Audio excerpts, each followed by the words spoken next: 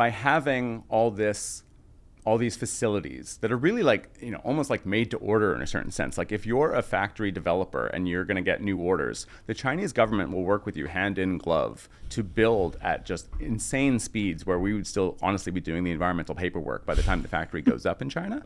And they're doing that because China's like ability to scale is so dramatic that it basically undercuts international competition and like literally plays a role deindustrializing all rival nations. So like think of like, just get outside the iPhone for a second, think of a solar panel. Okay. I mean, those are created in the 1950s by America. And until the 1980s, I think we were doing 80 or 90% of the production. Now it's 3%.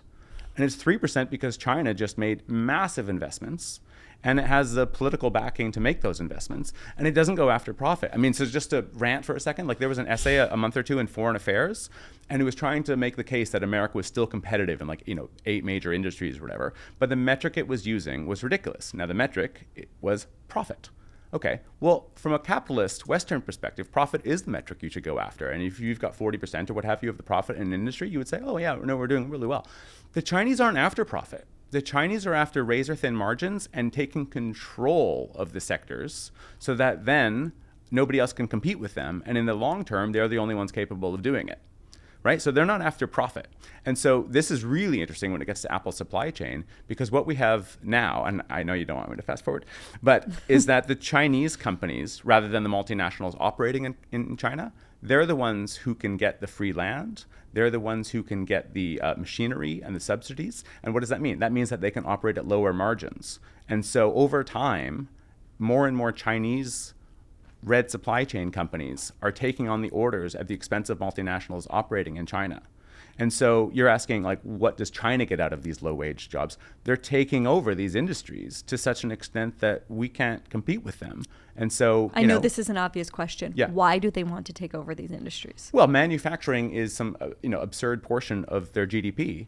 And, one of the opening quotes of my book is from Made in China 2015, so like a Xi Jinping document. And it says, without manufacturing, there is no nation. I mean... So does that mean we're not a nation? Well, that's America? interesting.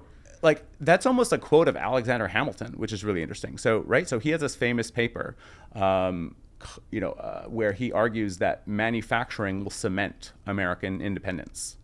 And after World War II, when America literally holds 50% capacity of all global manufacturing, we tweaked the model a little bit, and we said manufacturing is going to cement interdependence.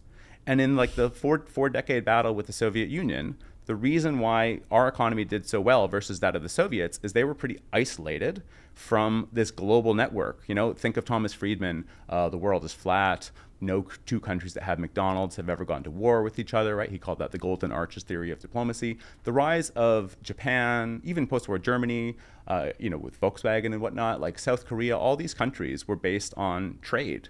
And by isolating the Soviet Union, we accelerated their demise. We got arrogant with it in the 1990s, right? The unipolar moment, if we're quoting Charles Krauthammer.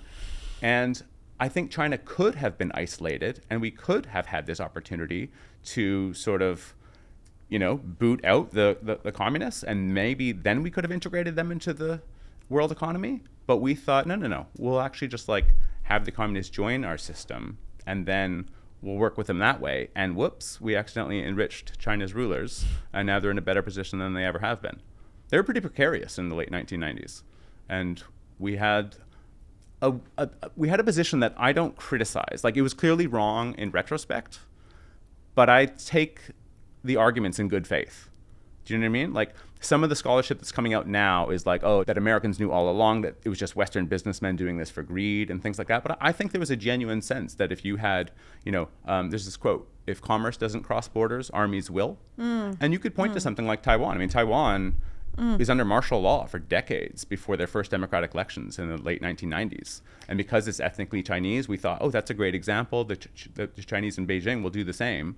And we made a strategic error. But I think the point you're making is, to maybe put it another way, the CCP has a grand strategy. Absolutely. And they're thinking in terms not just of, quarters and profits, but they're thinking in terms of decades. They're thinking in terms of centuries, and they're thinking in terms of their grand vision of the Chinese place in the world. contrast that with the mentality of someone, and I'm not picking on him. It could be any American CEO doing business in China, but the mentality of a Tim Cook, he's just not thinking that way, or is he?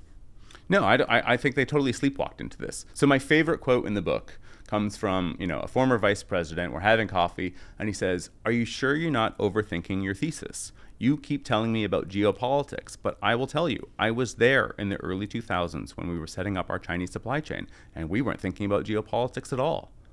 Right? And I think, exactly. Yeah, that's my the point. thesis in a nutshell.